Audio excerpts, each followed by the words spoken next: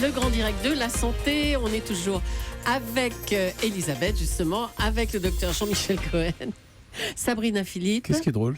Non, c'est Julie qui rame comme d'habitude à cette heure-là, en fait. Le docteur Catherine Solano est toujours notre invitée, qui est Ludivine Sagna, l'épouse du footballeur international Bakary Sagna. Mais quand on dit épouse de footballeur, ça vous énerve? Ou alors vous l'assumez? Je m'en fous. C'est vrai? Non, mais On vous définir comme épouse de footballeur, il n'y a pas un moment où c'est un peu frustrant? Oh, si c'est ça dans certaines mentalités, bon, c'est pas grave. Hein. Ouais. Il y a des pays où c'est la mode, enfin elles sont très médiatisées, les femmes de footballeurs. En Angleterre, oui. Ouais. Ça vous plaît ou vous dites que non, enfin vous voulez avoir une vie tranquille? Non, moi je veux avoir mon petit truc que j'ai sur Touche pas à mon sport et je m'éclate sur ça et puis voilà le reste. Je m'en fous. Vous avez quel rapport avec les supporters? C'est un poids, les supporters, les fans de votre mari? Ou alors vous arrivez à vivre bien avec? Non, quand on était à Arsenal, j'avais une relation avec les supporters d'Arsenal qui était géniale. J'avais posé avec le maillot d'Arsenal même et voilà, à City c'est autre chose. Ils sont plus calmes, on va dire. Ouais. Voilà. Mais ça veut dire quoi? Ils vous attendent pas devant chez vous? Pas du tout. Il y a pas des choses comme ça? Non. Mais si on veut rester privé, on reste vraiment privé. Ouais, c'est vraiment un choix. Hein. Ça fait plusieurs fois que vous le dites. Ça veut Non, dire mais non, mais il y a un vrai choix à faire finalement quand on est dans cette position. C'est de dire, soit on décide de s'exposer, et à ce moment-là, Voilà. forcément, on a tout ce qui va avec. Soit on décide d'être plutôt discret et discrète. Et dans ce cas-là, on vit tranquillement. Exactement. Ouais.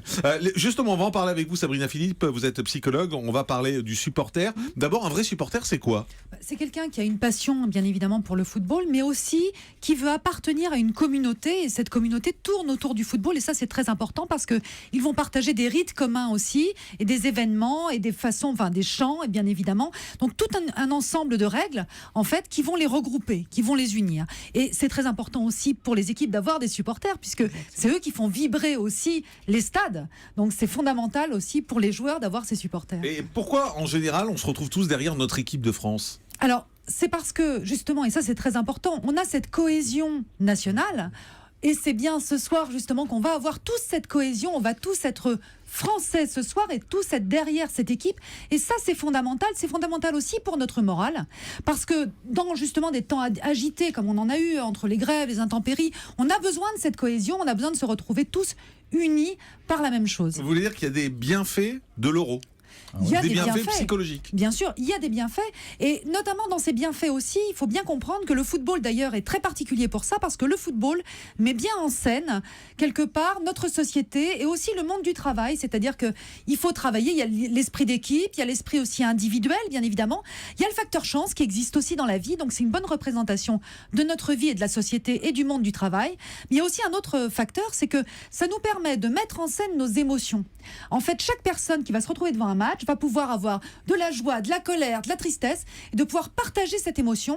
Et ça, c'est fondamental parce qu'on le fait rarement finalement dans la vie. À partir de quand une passion devient trop envahissante pour le couple, par exemple? Alors, pour le couple, elle va devenir envahissante Hormis dans un couple avec un footballeur, une femme de footballeur, bien évidemment.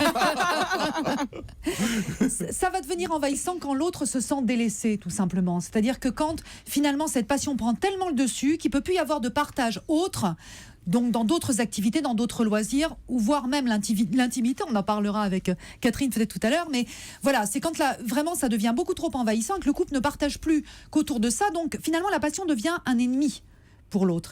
Et c'est là où justement ça risque de riper, et de riper mal dans le couple. Ludivine Sagna, vous êtes fan de Bakary? Je l'admire beaucoup. Ouais.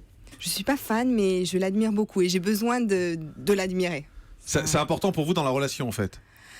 Important, oui et non. Enfin, j'espère qu'il m'admire comme je l'admire, parce que sinon on est mal. Mais non, voilà, c'est important quand même. Mais vous auriez pu sortir avec lui et vous marier avec lui et avoir des enfants avec lui si vous n'aimiez pas le foot? Bien sûr. Voilà, ouais, vous pensez? Oui, vraiment? Oui.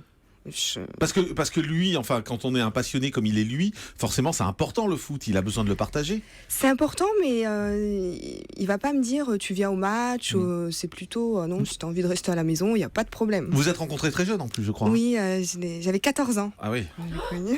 Et lui, il n'était pas beaucoup plus vieux, hein, on précise. Il avait 19 ans, mais on s'est pas mis ensemble quand j'avais 14 ans quand même. D'accord. Je précise, hein, parce que j'aurai des problèmes après papa si tu m'écoutes. Non. C'est pour ça que je tenais à préciser qu'à ce moment-là, et en plus la différence était pas très grande. Est-ce qu'il faut fixer des limites à sa passion? Alors oui, il faut en fixer, bien évidemment, mais si vous êtes avec quelqu'un qui est passionné de foot, c'est pas la peine de vous inscrire non plus en porte-à-faux et de lutter, parce que vous n'allez créer que des tensions. Donc vous pouvez aussi vous intéresser, parce que quand on aime quelqu'un, on aime aussi quelque part ses passions, et c'est important aussi de les aimer. Donc vous intéressez aussi un peu plus peut-être au foot, et c'est peut-être l'occasion, cet euro, pour comprendre. Souvent, en fait, on ne s'intéresse pas parce qu'on ne comprend pas. Donc vous pouvez aussi découvrir les règles du jeu et essayer de comprendre ce qui se passe sur un terrain de foot. C'est une bonne façon aussi de faire cohésion dans votre...